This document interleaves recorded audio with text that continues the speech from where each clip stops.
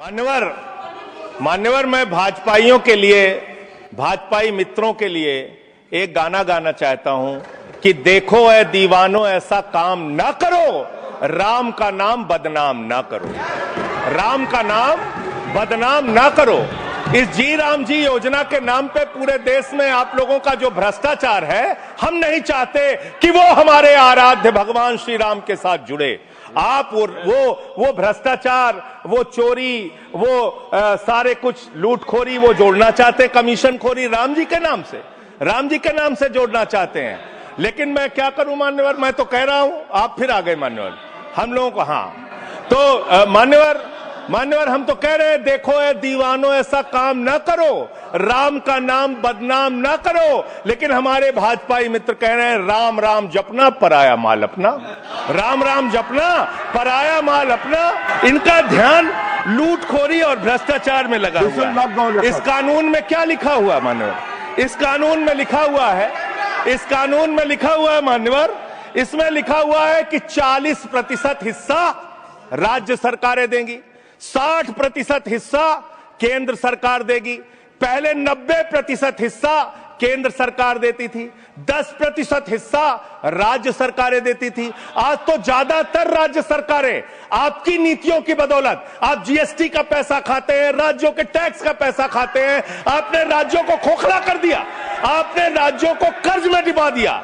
अब आप कह रहे हैं राज्य सरकारें इसमें पैसा लगाएंगी, यानी आप इस योजना को मारना चाहते हैं, आप इस देश के मजदूरों का हक मारना चाहते हैं, इस योजना को पूरी तरीके से खत्म और समाप्त करना चाहते हैं। इस मंशा से आप इस योजना को लेके आए हैं, क्योंकि राज्यों के ऊपर आज जो कर्जा है वो मैं पढ़ के आपके सामने सुनाना चाहता हूं। तमिलनाडु 8,34,000 करोड़ रुपए, उत्तर प्रदेश 7,69,000 करोड़ रुपए, महाराष्ट्र 7,22,000 करोड़ रुपए, पश्चिम बंगाल 6,58,000 करोड़ रुपए, कर्नाटक 5,57,000 करोड़ रुपए, राजस्थान 5,62,000 करोड़ रुपए, आंध्र प्रदेश 4,85,000 करोड़ रुपए, गुजरात 4,67,000 करोड़ रुपए, केरल 4,29,000 करोड़ रुपए, मध्य प्रदेश 4,18,000 करोड़ रुपए, तेलंगाना 3,89,000 करोड़ रुपए, बिहार 3,19,000 करोड़ रुपए। ये कर्जे में डूबे हुए राज्यों से, ये कर्जे में डूबे हुए राज्यों से आप ये कह रहे हैं कि 40% पैसा लगाओ, यानी कि सर आप ये हम बोल रहे हैं, कौन बोल रहा है सर, ये क्या हो रहा है? आप मैं आपसे पूछना चाहता हूं, राज्य जो कर्जे में डूबे हुए हैं, जो आप बोल रहे हैं वही रिकॉर्ड में जा रहा है। मान्यवर मैं ये कहना चाहता हूं कि जो राज्य पहले से ही लाखों लाख करोड़ रुपए के कर्जे में डूबे हुए हैं, आप उनसे कह रहे हैं 40% पैसा आपको लगाना होगा। आप इस योजना में कह रहे हैं कि आप एरिया तय करेंगे, एरिया आप निर्धारित करेंगे कहां पे ये आपकी स्कीम लागू होगी या नहीं लागू होगी, इसको आप तय करेंगे। ये कितने 125 दिन की आप बात कर रहे हैं मान्यवर, आंकड़ा उठाकर देख लीजिए, मंत्री जी यहां पर मौजूद हैं। 100 दिन के रोजगार की गारंटी है मनरेगा योजना में, लेकिन औसतन पूरे हिंदुस्तान में 50 दिन से ज्यादा रोजगार आपने नहीं दिया। आपने मजदूरों के समय का काम किया, और आंकड़े ये बताते हैं कि आपका जो बजट का निर्धारण होता है 12 करोड़ लोगों के लिए 267 रुपए के हिसाब से अगर आप मजदूरी निर्धारित करते हैं तो करीब करीब 3,13,000 करोड़ रुपए बनती है। आप उसके लिए 86,000 करोड़ रुपए का बजट रख रहे हैं, यानी कि मंशा आपकी शुरू से स्वयं यही है कि आप इस योजना के तहत लोगों को काम नहीं देना चाहते हैं, मजदूरी नहीं देना चाहते हैं। लेकिन मजदूरों के हक में, मजदूरों की आवाज उठाने वाले लोग देश भर में संगठित हो रहे हैं। ये आप दूसरा अपराध करने जा रहे हैं। मैं आपको कहना चाहता हूं, आपके माध्यम से इस सरकार को चेतावनी देना चाहता हूं। कौन सी हक की लड़ाई लड़ रहे हैं महराज मलिक, जो हमारा विधायक है जम्मू कश्मीर का, वो जमीन के हक की लड़ाई लड़ रहा था, मजदूर के हक की लड़ाई लड़ रहा था। आपने उसको पीएसए का कानून लगा के जेल में डाल दिया। कौन से हक की लड़ाई लड़ रहे थे? सोनम वांगचुक मजदूर के हक की लड़ाई लड़ रहे थे, किसान के मक्के हक की लड़ाई लड़ रहे थे, आम आदमी के हक की लड़ाई लड़ रहे थे, लद्दाख के लोगों के हक की लड़ाई लड़ रहे थे। उस सोनम वांगचुक को, जो एक पढ़े लिखे प्रतिष्ठित व्यक्ति हैं, उनको आपने पकड़कर जेल में डालने का काम किया। आप पूरे देश में ये जबरदस्ती मामला है जी, तो ये रिकॉर्ड में नहीं जाएगा। क्यों नहीं जाएगा सर? क्यों नहीं जाएगा सर?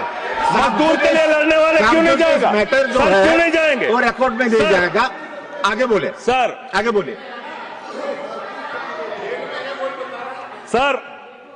मैं इस अवसर पर पंडित राम नरेश त्रिपाठी जो हमारे सुल्तानपुर के हैं उनकी एक कविता पढ़ना चाहूंगा।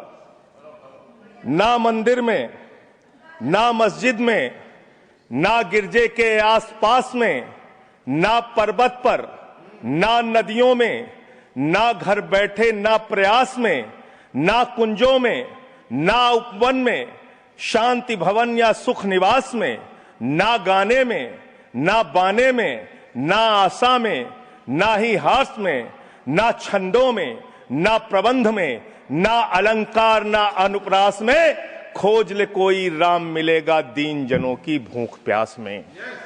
खोज ले कोई राम मिलेगा दीन जनों की भूख प्यास में।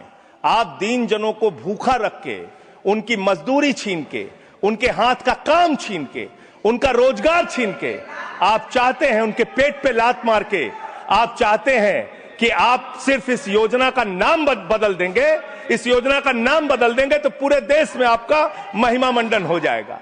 अब आपका ये नकली काम इस देश के अंदर चलने वाला नहीं है। पूरा देश आपकी सच्चाई जान चुका है। मान्यवर, पिछले दिनों मैंने पदयात्रा शुरू की थी अयोध्या से लेकर सरयू से संगम तक। अयोध्या में किसान आए हमारे पास, बहुत सारे किसानों ने आकर कहा किस तरीके से अयोध्या के अंदर किसानों की जमीनों का कब्जा किया जा रहा है प्रशासन के द्वारा, भारतीय जनता पार्टी की सरकार के द्वारा। वहां पर किसानों के ऊपर लाठियां चला के, गोलियां चला के, बुलडोज करके उनकी जमीनें औने पौने दामों में ली जा रही है।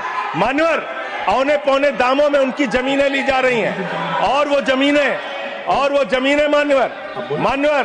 मान्यवर वो जमीनें जो ली जा रही हैं किसानों से, वो जमीनें बड़े बड़े बिल्डर को बेची जा रही हैं, बड़े बड़े बिल्डर को बेची जा रही हैं।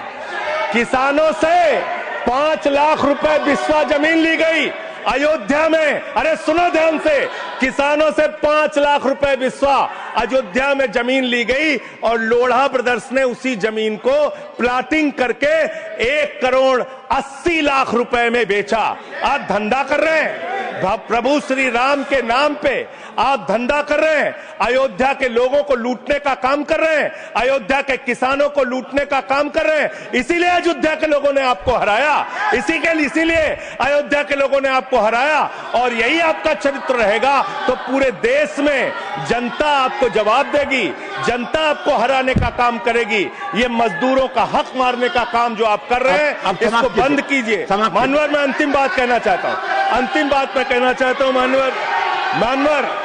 मानवर बोले, जब ये मनरेगा योजना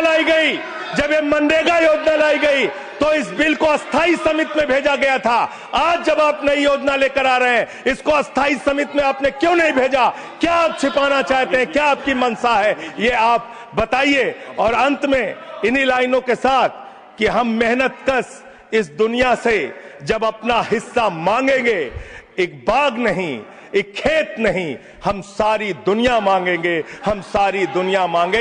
इस देश का मजदूर आपके खिलाफ खड़ा होगा, अपनी आवाज को बुलंद करेगा। इंकलाब जिंदाबाद, इंकलाब जिंदाबाद, वंदे मातरम, वंदे मातरम, जय श्री राम, जय श्री राम, जय श्री राम। कोई श्री राम का नाम नहीं लिया।